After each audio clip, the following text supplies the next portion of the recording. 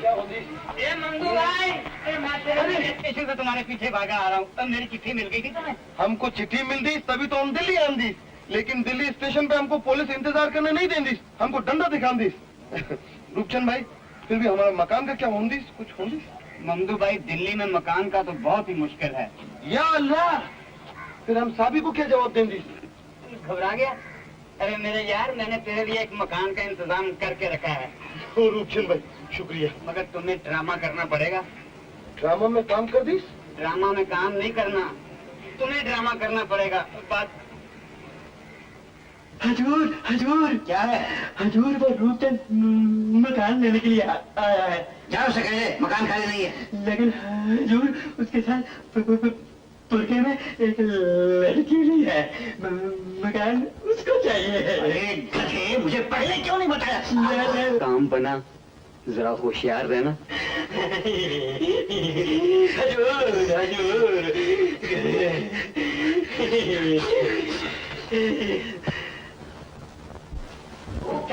तुम्हें कितनी बार कहा है कि यहाँ मकान खाली नहीं है, फिर तुम हर वक्त हमको तकलीफ देने के लिए यहाँ आते हो। यहाँ मकान खाली नहीं है। मुंशी जी, आप तो हमेशा गरीबों पे दया करते आए हैं। ये बेचारी कश्मीर से अपने भाई के साथ चल के दिल्ली आई है कि शायद दिल्ली में शादी हो जाए कहीं। अभी तक इसकी शादी नहीं हुई। तो इसका भाई कहाँ है? वो बेचारा तो स्टेशन पर सामान लिए बैठा है। मैंने उसे कहा, मुंशी असदुल्ला सोख्ता जैसा पोख्ता और शरीफ इंसान सारी दिल्ली में नहीं मिलेगा। तो तुम्हारे कहने पर मैं इसको मकान दे देता हूँ। जाओ उसके भाई को बुला लो। लेकिन ये किराया कितना लेंगी? अरे किराया का क्या है, तुम जो दोगी वो मैं लूंगा। फिर भी कितना देना पड़ेगा? तुम जितना दोगी किराया ले लूंगा बस। हम तो 2 रुपये देंगे। 2 रुपया? अरे 20 रुपए के मकान का 2 रुपया, इतना हमारा भाव किराती है? यह तो बहुत महंगा होंगे एजेंट जी, हम चलती। अच्छा अच्छा अच्छा। तो ये लो, 5 महीने का एडवांस रख लो। रसीद नहीं लेंगी? अरे रिसीट का क्या है, हमने जिंदगी में कभी किसी को रिसीट दी नहीं। हमने भी जिंदगी में किसी पे भरोसा नहीं करती। हमको रसीद नहीं देती तो हम ये वापस लेंगे। अच्छा अच्छा अच्छा बाबा, रिसीट भी देता हूँ। कलवा, अरे कलवा, हजूर रुका रुका रुका रुका हजूर, ना रुका दे। इसको रिसीट देनी है, कागज तुम चलाओ। रिसीट जिंदगी में पहली बार। एक खड़ा है। क्या नाम है भाईजान का? ममदू वल मुमताज अली। ममदू वल मुमताज अली। मेरा नाम अच्छा है। ये लो। अच्छा मुंशी जी, अब हम जाके भाईजान को ले आए। अरे मगर इसको कहाँ ले जाते हो, ये बेचारी अपने कमरे में आराम करेगी। तुम जाओ भाईजान को ले आओ। बात तो ये भी ठीक है। आपा जी, आप आराम करिए, फिर मैं जाके भाईजान को ले आऊंगा और मैं आपको कमरे तक छोड़ आऊं।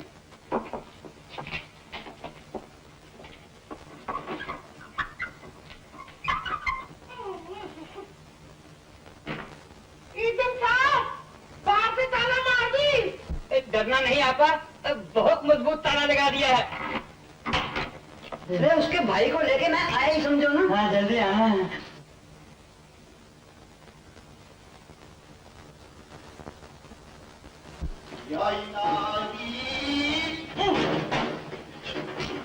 मुंशी जी, मुंशी जी, कौन है मैं? मंगू भैया, खुशामदीद, खुशामदीद, खुशामदीद। एजेंट साहब, हमारा फरीदा बहन किधर होंगी? वो बेचारी तो ताले में बंद है। हैं?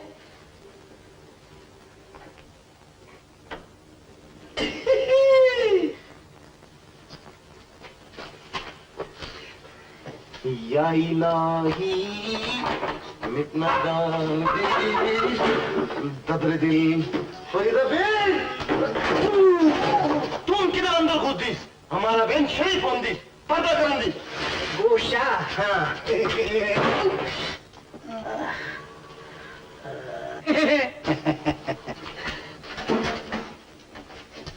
ओ बेशर्म फरीदा की बच्ची, ये पीछे का खिड़की क्यों खुला रख दी? हमको माफ करो भाईजान, हम फिर कभी खिड़की नहीं खोली। वो हम तुमको माफ नहीं करेंगे, हम तुम्हारा सर फोड़ दी। भाईजान, इधर कोई बाहर का आदमी नहीं रहेंगी, इधर खाली मुंशी जी रहेंगी। वो तो बहुत शरीफ आदमी होती। ओहो, आते ही मुंशी जी का तारीफ शुरू कर दी। तुमको कैसे मालूम मुंशी जी शरीफ आदमी होंगी? क्या तुम मुझसे बात करेंगे? नहीं भाईजान,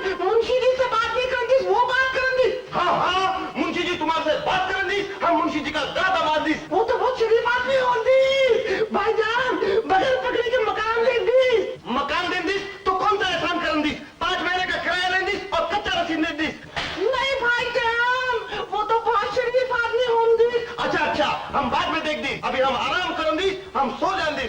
भाईजान, तुम सो जान दी, हमको भूख लगती, खाना कौन खिलानी? ओह, रात तक खाना नहीं खांदी तो क्या भूखा मर जाती? तुमको भूख लगती तो बाहर जाके पानी पींदी। अच्छा भाईजान, आप सो जान दी, हम बाहर जाके पानी पींदी।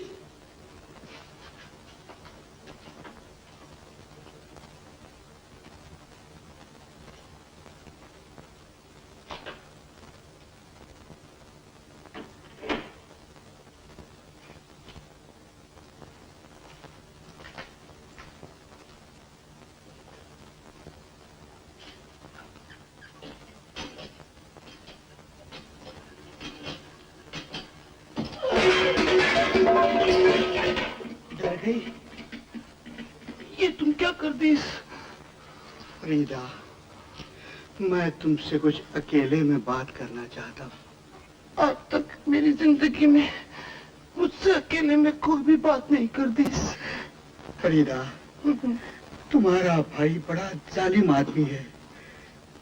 तुम भी तो बहुत जालिम आदमी होंगी। मगर मैंने क्या किया? 5 महीने का किराया लेंदी और रसीद भी कच्चा देंदी। फरीदा, अगर तुम मेरे साथ बगीचे में चलो तो मैं तुम्हें जुम्मा मस्जिद का कबाब खिलाऊंगा, वहां तुमको पक्की रसीद दूंगा, ये मकान तुम्हारे नाम पे कर दूंगा। भाईजान 2 दिन बाद बाहर जान दीस ना, तो हम तुम्हारे साथ बागीचे में घूमने आन दी। फरीदा, मेरी फरीदा, मेरी रूह, मेरी बनाई, मेरे दिल की शहनाई, मेरे मुंशी शोभा।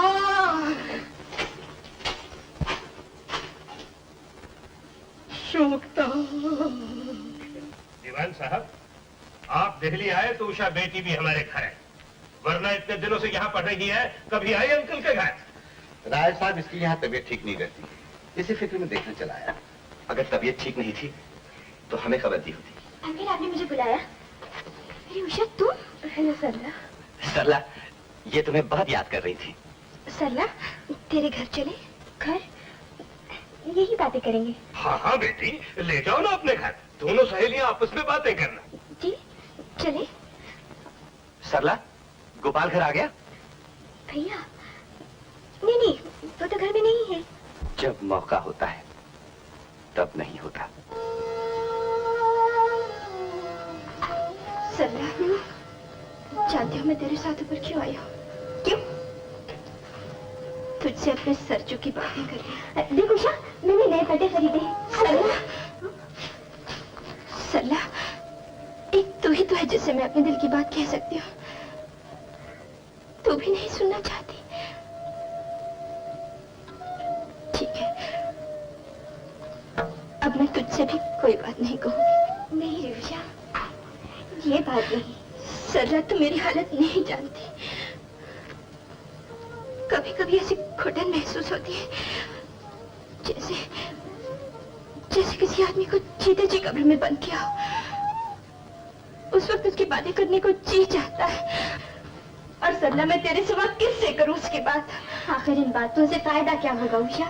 तू क्यों नहीं समझती? वो तुझे धोखा दे गया है, भाग गया है वो। यही बात तो मेरी समझ में नहीं आती कि उसने ऐसा क्यों किया। क्यों? मैं तेरा दुख समझती हूँ उषा, मगर बर्दाश्त भी तो इंसान ही करता है। नहीं सरला, पत्थर बर्दाश्त करता है, इंसान का तो दिल होता है, वो कैसे बर्दाश्त कर सकता है? नहीं उषा, मैंने बर्दाश्त करने वाले इंसान भी देखे हैं। कहाँ? यहाँ, इसी शहर में। तो फिर उनका जख्म इतना गहरा नहीं हो। उषा, तू नहीं जानती उषा, कितने गहरे जख्म खाकर भी लोग चुप रहते हैं। तो फिर वो देवता होंगे, लेकिन मैं देवता नहीं हूँ, मैं इंसान हूँ। मेरे जख्मों में दर्द होता है, उनकी बेवफाई मुझे तीर की तरह चुभती है। उषा, जिसे तुम बेवफा कह रही हो, आखिर उसकी भी तो कुछ मजबूरियां होंगी, ये क्यों नहीं सोचती तुम? देख पगली, ऐसी बातें नहीं करते। कौन जाने इन बातों से उस बेचारे के दिल पर क्या गुजरेगी। उस पे क्या गुजरेगी? वो दिल्ली में इस वक्त कहीं आराम से सो रहा होगा। उसे क्या मालूम, इसी दिल्ली में ऐसी अभागन भी है जिसकी दुनिया उसने वीरान सुनसान कर दी। उषा मेरे एक भैया है, डॉक्टर गोपाल। तू उन्हें नहीं जानती? देखा तो नहीं है, नाम जरूर सुना है। हाँ वही, उन्हें मैंने तेरी सारी कहानी सुनाई थी। बहुत दुख हुआ उन्हें सुनकर। कहने लगे अपनी सहेली को यही समझाना कि जो गुजर गया उसे याद करने से क्या फायदा। और उषा, उन्होंने कहा रमेश बहुत अच्छा लड़का है। सरला, उनसे कह देना कि मेरे लिए इस दुनिया में एक ही अच्छा लड़का है, सरजू। सरला, बाबूजी कह रहे हैं जाने का वक्त हो गया। अच्छा रमेश भैया, आओ उषा।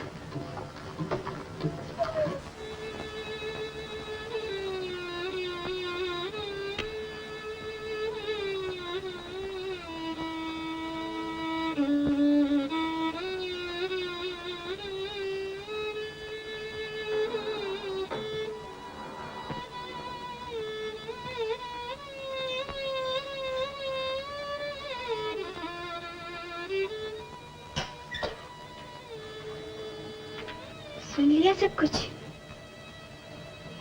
हाँ। भैया, मुझे तो अब भी ऐसा लगता है अगर तुम मुझे सच सच बता दो ना तो उसका प्यार नहीं सलाह नहीं। तो आखिर इस उलझन का इलाज क्या होगा भैया? आज वो थोड़ी देर के लिए यहाँ आ गई थी तो तुम इस अंधेरे में छुपे बैठे रहे। कल अगर वो बहू बनकर सामने के घर में आ जाएगी भैया तो तुम कहाँ कहाँ छुपते फिरोगे। और अगर रमेश भैया मुझे पता चल जाएगा तो क्या होगा भैया? उसका इलाज भी मैंने सोच रखा है सरला। इसी हफ्ते में दिल्ली छोड़ के चला जाऊंगा। भैया? हाँ सरला, शिमला में एक मिशन अस्पताल है जहां तिब्बत से आए हुए ये 3 बच्चे पलते हैं। उन्हें एक डॉक्टर की जरूरत है। मैंने वहां दरखास्त दी थी, उन्होंने मंजूर कर ली है। बस सरला, वहां चला जाऊंगा। और बहन, अब तो एक ही आरजू है मेरी कि बाकी की जिंदगी उन मासूमों की सिवा में गुजर जाए। हाँ सरला।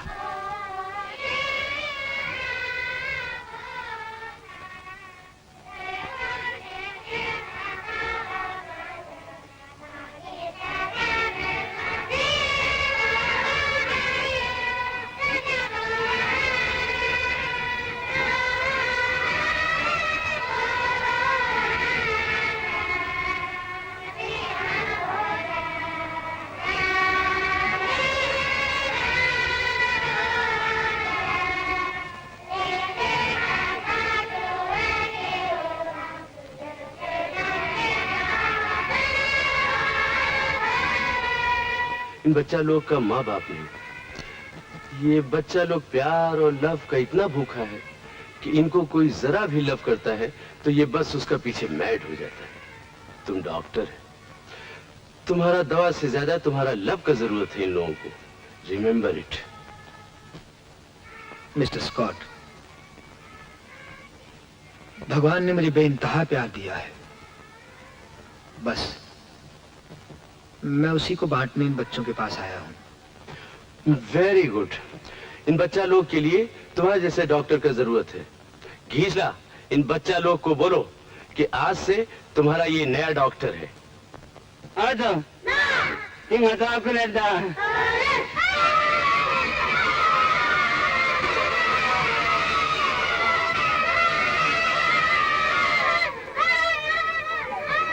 बाबूजी, मुझे शिमला ले चलिए। शिमला? वहाँ क्या है? देखिए, वहाँ फेस्टिवल है, स्कीइंग का मुकाबला भी होगा। और बाबूजी, मेरा मन कहता है वो वहाँ जरूर आएंगे। उषा, जो अब तक नहीं मिला उसकी आशा में कब तक भटकती फिरोगी? जब तक उनसे मुलाकात नहीं होती बाबूजी।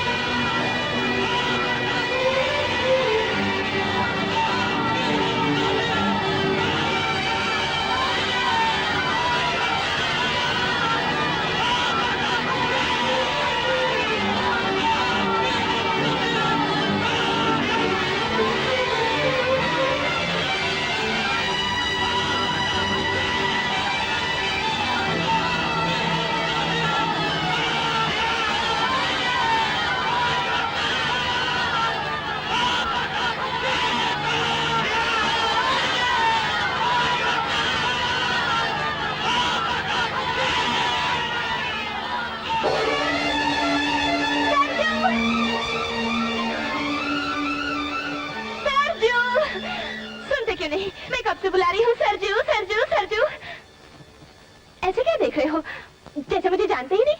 माफ कीजिएगा, कौन है आप? मुझे नहीं जानते? क्या कह रहे हो? क्या बात है बेटी? बाबूजी देखिए ना, यही सरजू है और कहते मुझे नहीं जानता। क्या मजाक कर रहा है? यकीन मानिए, मैं मजाक नहीं कर रहा। ठीक है, तुम मजाक नहीं कर रहे हो, तुम अपनी असलियत दिखा रहे हो। मुझे तो पहले ही मालूम था कि तुम अच्छे आदमी नहीं हो, मगर मुझे ये नहीं मालूम था कि तुम इतने बड़े फरेबी हो। इसे नहीं पहचानते? अच्छी तरह देख लो, इसकी तुमने जिंदगी बर्बाद कर दी। जो तुम्हें दीवानों की तरह ढूंढती फिरती है।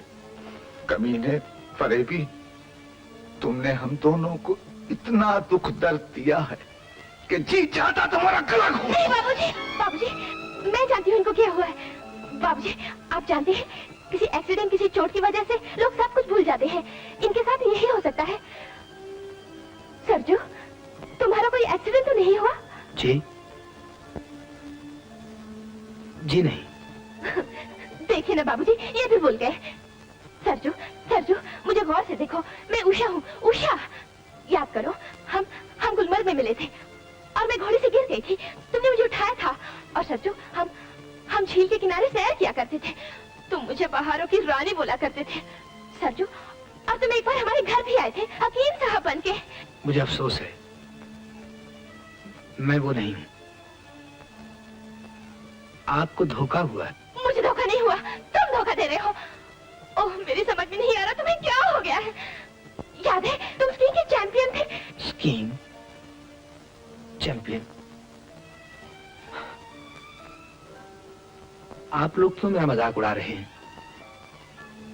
मैं तो ठीक से चल भी नहीं सकता, बचपन से अपाहज हूं।